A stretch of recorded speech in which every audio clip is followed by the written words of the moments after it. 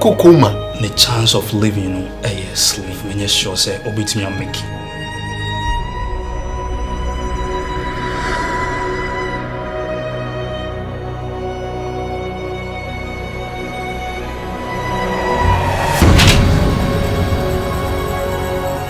You're the bar, no, the same as a professional doctor, who did Madame for what?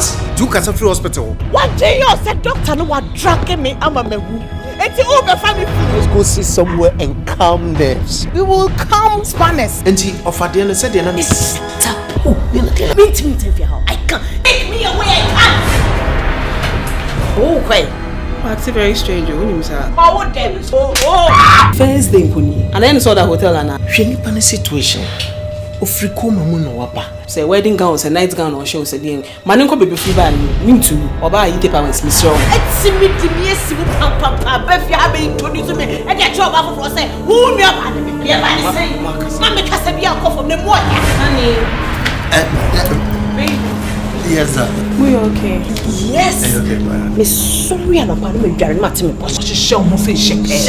Yes, Miss Remy. And say, may I take me and a comment of she moment to say time. Hey, and near my Hospital, Mama. Oh, open to hospital now. Catch me. Say, what do you mean about Zilifia? There's no way I'll follow you. Oh, she's your wife, and who am I? Who am I? I will let Jessica know who I am in this house.